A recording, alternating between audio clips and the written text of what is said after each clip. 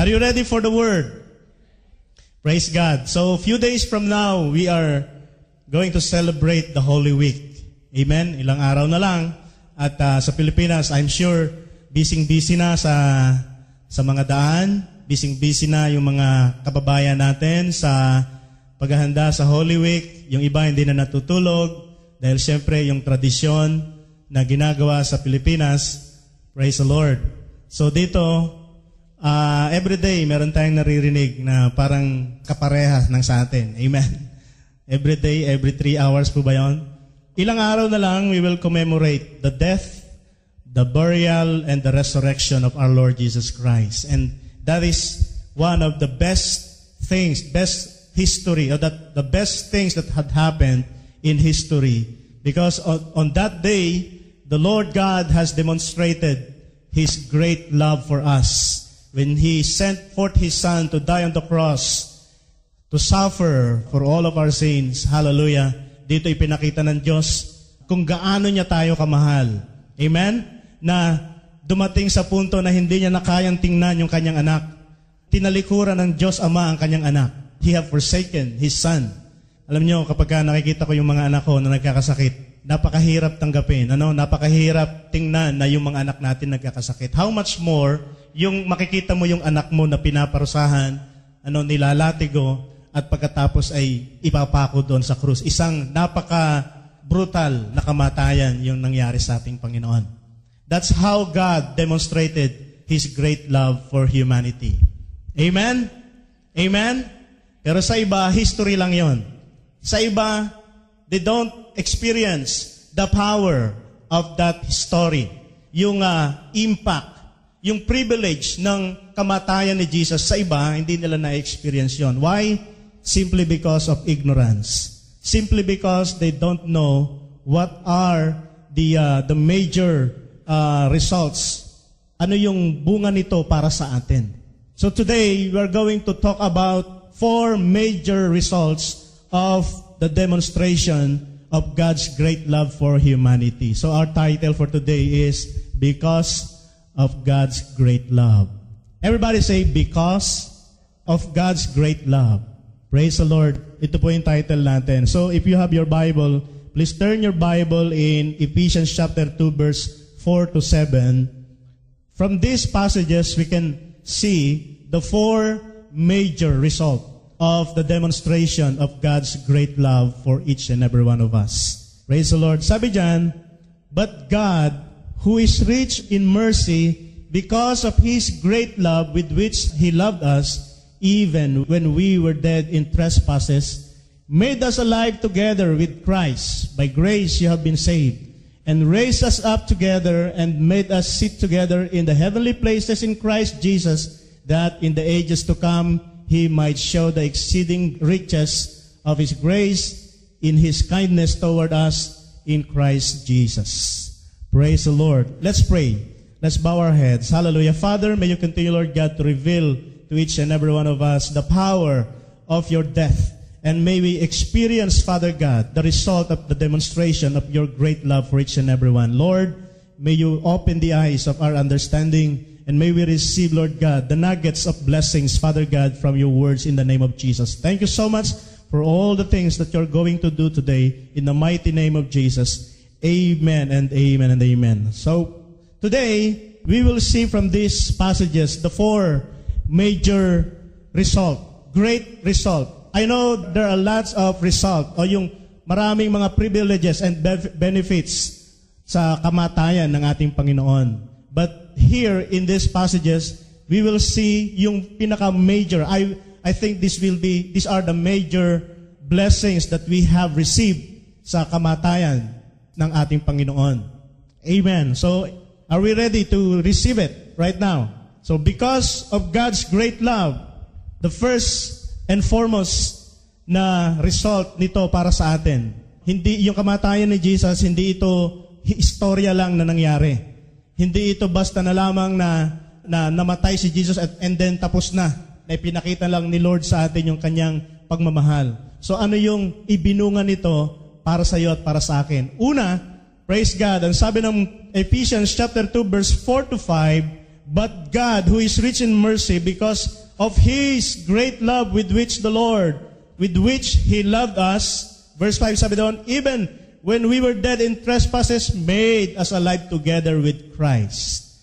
The first result of the death of Jesus Christ, the first blessings of God's great love for us is He made us alive. Amen? I am alive. Everybody say, I am alive.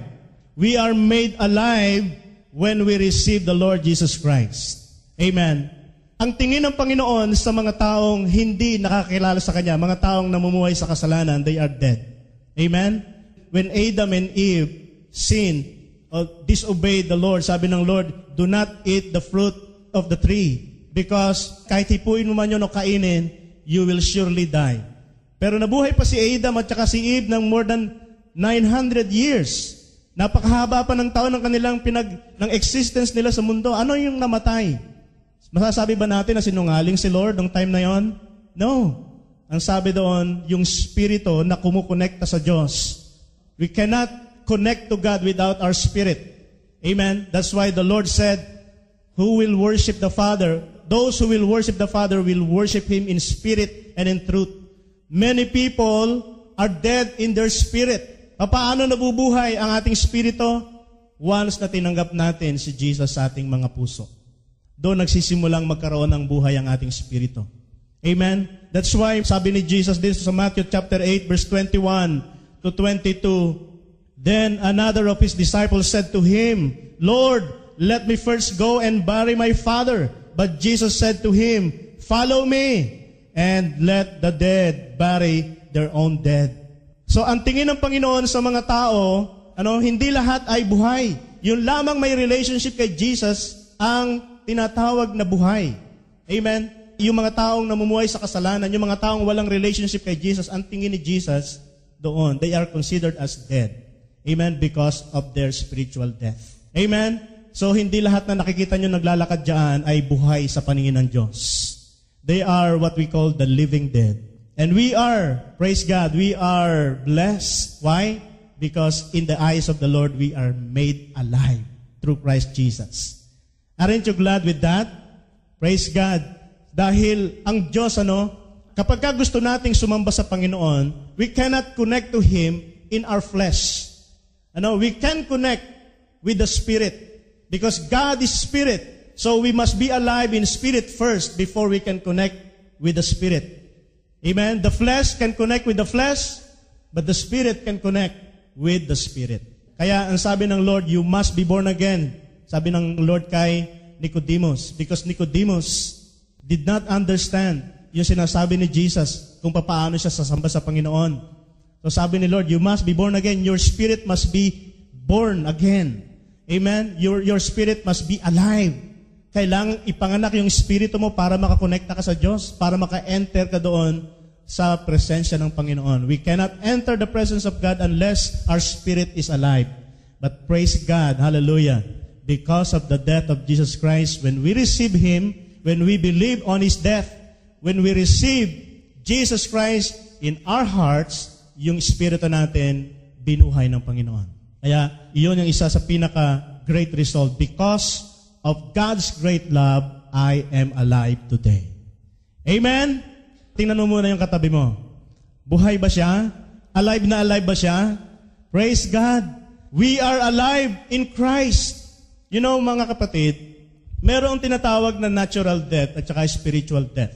Ano ba ang kaibahan nitong dalawang ito? Natural death, ang sabi dyan is, natural death is the separation of the soul from the body. Okay? Natural death is the separation of the body from the soul. So, yung natural death na to nangyayari sa lahat ng tao. Okay? Ngayon, meron tinatawag na spiritual death. Spiritual death is eternal separation of the soul from God. Eternal separation of the soul from God. So yung natural death, kapag yung soul natin humiwalay na sa ating katawan, that is the natural death. Yun na mapanood natin sa television. Pero yung spiritual death, separation of the soul from God, ito yung spiritual death. Na ang tao can be spiritually dead even right now. Buhay pa siya, pero separated na siya sa Panginoon. Kaya pala tinatawag na Diyos, ng Lord na, sabi ng Lord doon sa isang taong gustong sumunod sa Panginoon, gustong mag-serve sa Kanya, let the dead bury their own dead. Let the spiritually dead bury their own natural dead. Amen? Ganon tinitingnan ng Diyos ang mga taong walang kaugnayan sa Panginoon. Kaya sa oras na ito, kung hindi mo sigurado na meron kang kaugnayan sa Diyos, hallelujah, this is the right time for you to have a relationship with Jesus. Amen. And then number 2, because of God's great love, the second benefits or privilege of God's great love for us is, I am saved. Everybody say, I am saved. Praise God. How do we get saved? Ang sabi ng 1 John verse 5, letter B, by grace you have been saved. And then Ephesians chapter 2, verse 8 and 9 says, for by grace you have been saved through faith, and that not of yourselves, it is a gift of God, not of your works, lest anyone should boast. So we are saved not because you are a good person, not because you did everything or something for God. Amen? You have been saved by grace. It is unmerited favor from the Lord. Hindi mo to deserve, pero binigay sa ng Panginoon. Tayo po ay niligtas ng Diyos, hindi dahil sa marami tayong mabubuting ginawa o binilang ng Panginoon yung mga mabubuting mong ginawa at tapos ay kinumpir niya doon sa masama mong ginawa. Tapos tinimbang yung mabuti at saka yung masama, mas mabigat yung mabuti. Ano? Hindi ganoon ang pamantayan ng Diyos. Ang pamantayan ng Diyos ay isa lang. Amen? It is through the death of our Lord Jesus Christ. Praise God. Mga kapatid, take note of how this word was written. Itong I am saved. Ano? Sabi dyan, for by grace you have been saved. Lahat po tayo nag-aral ng English. Amen? Na pag nilagyan ng D, yung huli, pag sinabing saved, past tense na yon. Kumbaga, yung kaligtasan natin, tapos na. Tinapos na ng Panginoon. Wala ka nang pupwede pang idagdag. Wala ka nang pupwede pang gawin para dagdagan yung ginawa ni Jesus. Sa panahon natin ngayon, napakaraming tao dinadagdagan yung ginawa ni Jesus. Amen? Ipinaparada uli si Jesus sa daan. Pinaparada uli si Lord doon sa krus. Amen? Ginagawa yung ginawa ni Jesus para daw masabi, para daw matanggap nila yung kapatawaran sa kanilang kasalanan. Hallelujah. That is foolishness, brothers and sisters. Amen? Siguro kung bababa si Jesus at makikita yung mga taong yun ngayon, magbababato ka niya, Noy, ano yung pinagagawa ninyo? Hindi nyo ba naintindihan? Nung nasa krus ako, sabi ni Jesus doon ay, it is finished. Amen? It is finished. Tapos na. Yung it is finished, doon sa word na sinabi ni Jesus, ang ibig sabihin noon ay done deal. Done deal. Kumbaga, ito po ay isang negosasyon, isang bagay na tinapos ng Panginoon na apart from your works. Ginawa na ng Panginoon 2,000 years ago yung kaligtasan mo. Tapos na yon, it is finished. Wala ka nang po pwedeng idagdag. Anong gagawin mo na lang? Tatanggapin mo na lang yon as a gift. Amen? So our salvation must be received. Amen? Naandyan yung gift ni Lord. If you will not receive that gift, then you will not have salvation. Ang salvation ni Lord ay isang regalo. It is up to you if you will receive it or reject it. Amen? So it is your decision that matters. Amen. You will be saved through Christ if you will receive that gift. The gift of God. Siguro naman tayo kapag binigyan ng gift, hindi na natin ito tatanggihan. Amen? Pero merong mga taong mapapride. Ayaw tanggapin yung gift na yon. Sinasabi nilang, wala yan. Mas matalino ako. Alam ko yung gagawin ko. Hindi ko kailangan yan. Pero sinasabi ko po sa inyo, it is finished. Tetelestai, mga kapatid. It is done deal. Hallelujah. Tapos na yung deal. Wala nang negosasyon pang po pwedeng gawin. Wala ka nang po pwede pang idagdag. Sasabihin mo na parang kulang yung ginawa ni Jesus. Hallelujah. Today, people sila ay masyado nagiging in doon sa mga relihiyon. Dahil ang pagkakaalam nila, through the religion, they will be saved. Brothers and sisters, Word for the World, Christian Fellowship is not a religion. We are promoting here relationship with Christ. Kahit na sumapi ka sa Word for the World Christian Fellowship, if you don't have relationship with Christ, you will not be saved. Word for the World Christian Fellowship cannot save you. But the Lord of this church can save you if you will have relationship with Him. So, hindi tayo parang isang basket. No, na kapag kasama ka sa basket na yon, kukunin ng Diyos yung isang basket na yon at lahat tayo ay saved. No, hindi ganun si Lord. Individual ang atin pong pakikipagrelasyon sa Panginoon. Kaya kahit sa kalagitnaan ito, mga kapatid, maaaring merong isa o dalawa na hindi ligtas. Bakit? Dahil walang relasyon sa Lord. Simple lang yun. Ano ba ang kaibahan ng relationship at saka religion? Maraming tao masyadong panatiko sa relihiyon. Niyakap ng niyakap yung kanilang relihiyon, nakalimutang yakapin si Jesus na napako doon sa krus. Ano ba itong relihiyon na sinasabi rito? What is the difference between religion and relationship? So we are promoting here relationship, brothers and sisters. Amen? Religion, ang sabi dito, man is reaching out to God. Ang religion daw po, ito yung inilagay ng tao o ito yung ginawa ng tao para abutin ng Diyos. Sila yung umaabot sa Panginoon. So, man created things like idols, laws, mga rules and regulations, traditions to reach out God. Amen? That is religion. So, man set his own standard to reach God. Yun po yung relihiyon. Pero yung relationship, God is reaching out to man. Baliktad. Hindi tayo yung umaabot sa Diyos, kundi sa relationship, si Lord ang umaabot sa atin. Amen. Sabi rito, God created the way to reach out the world. Paano ang ginawa ni Lord para maabot ang tao? Sabi roon sa John chapter 1 verse 14, Jesus became flesh and dwelt among us.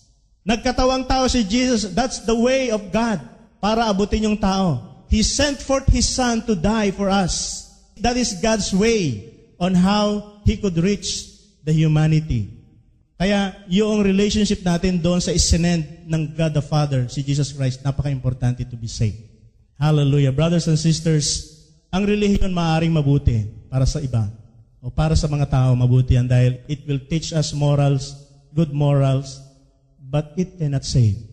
Only Jesus Christ, our relationship with Jesus Christ will save us. Amen? Hindi ka kayang iligtas ng katabi mo, hindi ka kayang iligtas ng kaibigan mo, ng asawa mo, hindi ka kayang iligtas ng pastor mo. Amen? Dahil lahat tayo nangangailangan ng Savior. Only Jesus Christ can save us. And praise God, hallelujah, today, because of the death of Jesus Christ, masasabi natin sa ating sarili, I am saved. Amen? I am saved.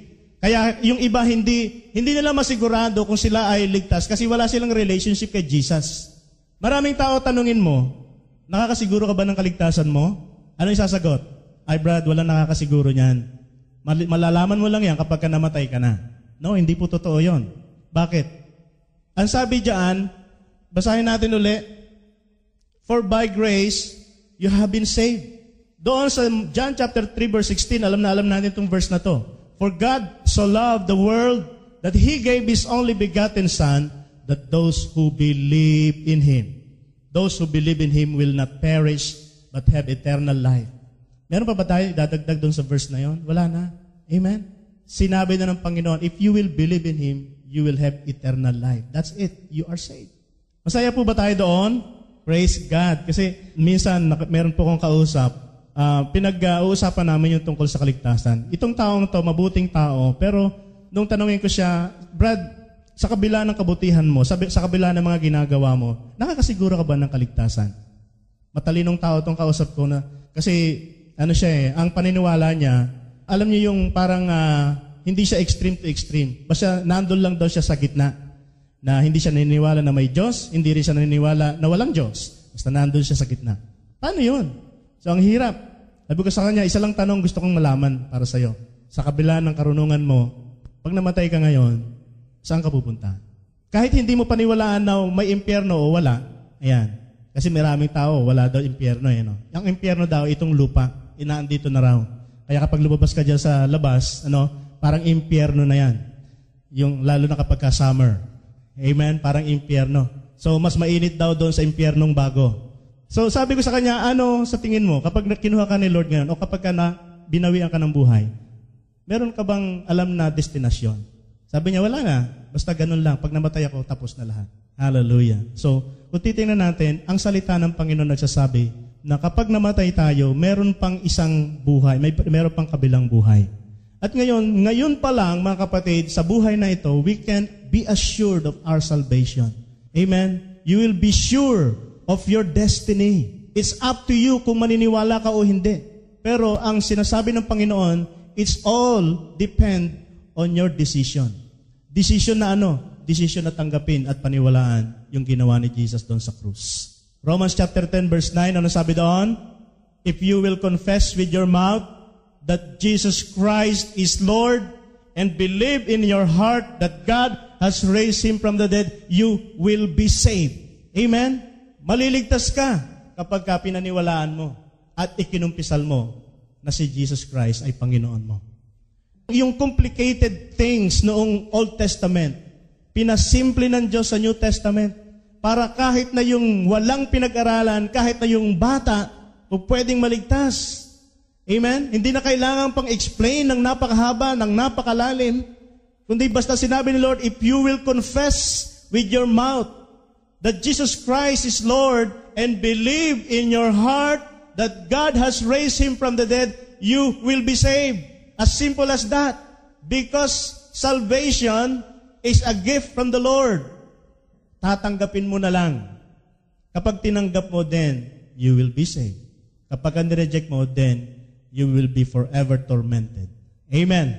So that's the second blessings of God's love for us. Because of God's great love for humanity, I am saved. Amen. Number 3. Because of God's great love, say it, I am raised up. Ephesians chapter 2 verse 6 letter A, I am raised and raised us up together. So we are raised up together with Christ. This means that the Lord has given us a new life in Christ. Amen? The kind of life that glorifies His name. So ni-raise tayo ng Panginoon mula sa pagiging patay, binuhay tayo ng Panginoon. He gives us hope.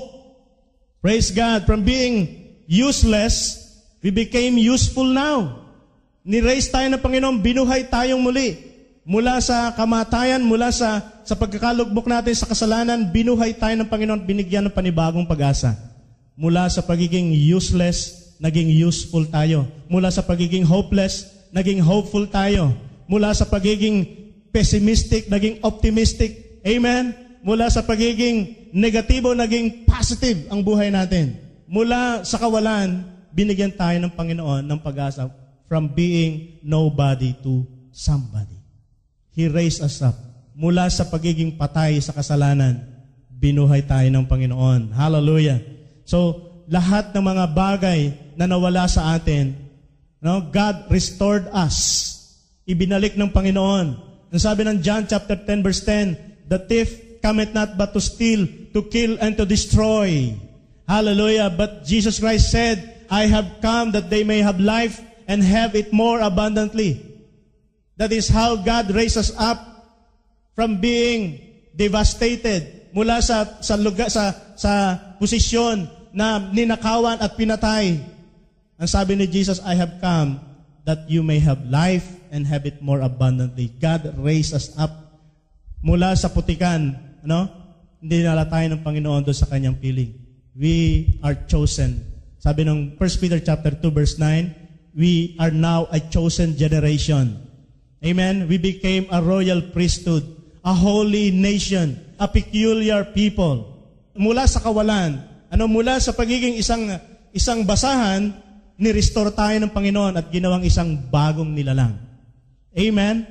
Mula sa isang taong walang kaalaman o walang kaligtasan, mula sa isang tao na walang kapakinabangan o hindi kayang pagtiwalaan ng Panginoon, pinagtiwalaan tayo ng Diyos at tinawag bilang mga anak. Praise God, and that is because of God's great love for us. He raised us up. Hallelujah. And we are now entitled to receive God's glorious blessings. Amen? We are now destined to His presence. Destined to dwell in God's presence forever and ever. Hallelujah. Brothers and sisters, napakasarap malaman na ngayon, mula sa pagiging patay sa kasalanan, binuhay tayo ng Panginoon. Ginawang buhay na buhay sa harapan niya. At siyempre, sabi ng Lord, that the dead cannot serve. We are now made alive. Now we can serve Him. Amen? He raised us up mula sa kahihiyan, ni-restore tayo ng Panginoon. Amen? Mula sa pagiging marumi, nilinis tayo ng dugo ng Panginoon. Through the blood of Jesus. Imagine ninyo, no? Na nung si Jesus Christ ay nakapako doon sa krus, lahat ng dugo ng Panginoon dumaloy, tumagas sa kanyang katawan, at mula doon sa yung krus na ito na pinagpakuan kay Jesus, the cross symbolizes the sin of the world. Na mula doon sa krus na yon, o mula sa katawan ni Jesus, dumalo yung dugo ni Jesus para hugasan yung cross na yon. Hallelujah. Kaya kung ano yung mga cross ninyo ngayon dyan, it symbolizes sin. But praise God, because of the blood of Jesus, nahugasan na yung kasalanan natin. Now, the last blessings, the last result of God's great love for us. Praise the Lord. Sabi diyan, I am seated in heavenly places with Christ Jesus. Wow, this is one of my favorite. Hallelujah. Because nag-impact ito sa buhay ko at sa puso ko na from this point, I have realized my position in Christ. Ang sabi diyan sa verse 6, letter B, and made us sit together in heavenly places in Christ Jesus. So this means that the Lord has given us a position which we can enjoy the provisions of God. Nilagay niya tayo sa posisyon na kung saan ma-enjoy natin yung authority over the works of the enemy. Amen? We are seated in heavenly places with Him. Our position is in the heavenlies. Amen? You are just an ordinary person, but you have a position in the heavenlies. That is why, sabi ni Lord, you can command the mountains to go, and they shall obey you. You shall command the enemy, the devil. Resist the devil, and he will flee from you. Iyon yung bunga ng pagkakaupo natin, yung position na yun nilagay ni Lord sa atin. Ang bunga nito ay yung authority na binibigay niya sa'yo. People do not understand that authority. Na kapag ka may sakit, Lord, hallelujah, tinatanggap ko yung sakit na to. Kapag may problema, umiiyak. Bakit? Hindi niya alam yung posisyon niya. You can say to the mountain, sabi ng Bible, you can say to the mountain to go, and they will follow you because you have a position. You are seated in heavenly places. While we are praying, brothers and sisters, tingnan mo yung posisyon mo palagi. Do not pray as if that you are in the bottom. When you are praying, sit on your position. Sit on yung right place for you na binigay ng Panginoon. Amen? Kapag may problema, ang sabi doon, you are seated in heavenly places. Si Lord, lahat ng problema sa Kanya maliit lang. Bakit? Because He looks at the problem from the top, not from the bottom. Tinitingnan niya yung problema natin mula doon sa Kanyang perspective. Ang naturalesa ng tao kapag may problema, tinitingnan natin to in human perspective. In human point of view. Mula sa ilalim pataas. Realize the position that you have in the Lord. Praise God. Now, I want you to understand yung position na ito. Gusto kong makita natin ngayon kung nasaan ka doon sa heavenly places. Do you like that? Gusto niyo malaman kung nasaan kayo? Okay. Tingnan natin doon sa Psalms 109 verse 31 muna. Anong sabi yan? For He stands at the right hand of the needy. Who are the needy? Tayo. He stands at the right hand of the needy. So, Brother Edwin, illustration muna. Dito ka. Ayan. So, assuming lang na si Jesus Christ ay si Edwin. Okay?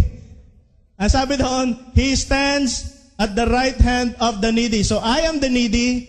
The Lord stands at the right hand of the needy. So, andito siya. Amen? Ano pa sabi dyan? To save their lives from those who would condemn them. And then, yung susunod na verse, Psalms 110 verse 1, anong sabi dyan? The Lord says to my Lord. Sino yung nag-uusap? The God the Father says to my Lord. The Lord says to my Lord, sit at the right hand until I make your enemies a footstool to your feet. Brother Nap, halika. Ayan, dito ka. Okay? Assuming that He is the God the Father. The Lord says to my Lord, the Lord says to my Lord, sit on my right. Okay? So, ang sabi doon, the Lord is in the right hand of the needy. I am the needy, so He is my Lord. And then the Lord says to my Lord, sit on the right hand. Sit on my right. So, nasaan ang posisyon natin, mga kapatid? Where are we sitting right now? Hello? In the middle. We are in the middle of God the Father and God the Son. Thank you, brothers. Hello? Praise God. So prophetically speaking, sabi doon, when Jesus Christ died on the cross and He rose from the dead, He made us sit in the heavenly places with Him. So our position right now is in the middle of God the Father and God the Son. So anong problema ang hindi mo kayang pagtagumpayan ngayon, kapatid? Walang battle sa buhay na hindi mo kayang pagtagumpayan. Bakit? You are seated in the middle of God the Father and God the Son. That is your position. Remember your position, brothers and sisters. Pagka merong demonyong espiritu, alam mo kung anong posisyon mo, brothers and sisters. Minsan, nung hindi pa natin alam ito, ako nung hindi ko pa personally nalalaman yung position ko kay Lord, kapag may demonyong espiritu, parang takot na takot ka. Amen? Tabi nuno. Yung tabi po nuno. Parang ganon ba? Hindi ba ganon tayo sa mga probinsya? Hello? Alam niyo yon sa mga taga-probinsya. Di ba? Natatakot tayo na makakantiman lang natin yung bahay daw nila. Tabi po. Iba na ngayon. Hindi na tabi po. Tabi, nuno, tabi. Hello? Because I am seated in heavenly places with Christ Jesus my Lord. Amen. Palakpakan natin si Lord. Hallelujah. Praise the Lord. So you are well protected. Yun lang ang ibig sabihin nun. Dahil sa kamatayan ni Lord, na because of God's great love, you are well protected. Walang pangangailangan mo ang hindi kayang isupply ni Lord. Lahat isusupply niya. Amen. Walang panalangin mo ang hindi sasagutin ng Lord kasi katabi mo siya. You don't have to pray na as if ng Lord ay napakalayo. Hallelujah. He is just sitting beside you, brothers and sisters. He can hear you, even your whisper. Maririnig ng Lord yan. Hallelujah. The authority that God has given you, praise God, ang susi lang niya nasa mga kamay mo. You just use your hands. Sabi ni Lord, hallelujah, doon sa Mark chapter 16, you will lay your hands on the sick and the sick shall recover. Hindi mo pa pinagpe-pray, they will be recovered. Amen? They will recover from their sicknesses because God has given you the power and authority. You may command the enemy to go away. Hallelujah. The sicknesses, lahat daw ng pangalan, must bow down. Every knee will bow and every tongue shall confess that Jesus Christ is Lord. The name of Jesus is above every name. You may use that name. Hallelujah. You may use the name of Jesus to rebuke the enemy. Amen. Hallelujah. Kaya walang Kristiyanong talunan. Maaring nadadapa tayo. Amen. And that is natural na nadadapa tayo. Pero hindi nangangahulugan na dapa ka, talo ka. Naalala ko si Manny Pacquiao, minsan siyang natumba. Pero bandang huli, nakita natin, hindi nangangahulugan na natumba siya, talo na siya. Ganon din sa mga Kristiyano. Sa laban ng buhay, may pagkadapa. Nagkakasala tayo dahil we are still human, no? Nagkakasala tayo at nagkakamali. Pero hindi nangangahulugan na iniiwanan tayo ng Panginoon. God loves us so much. Sabihin mo sa katabi mo, God loves you so much. Sa kabila, God loves you so much. Praise God. Many people today are ignorant of this truth.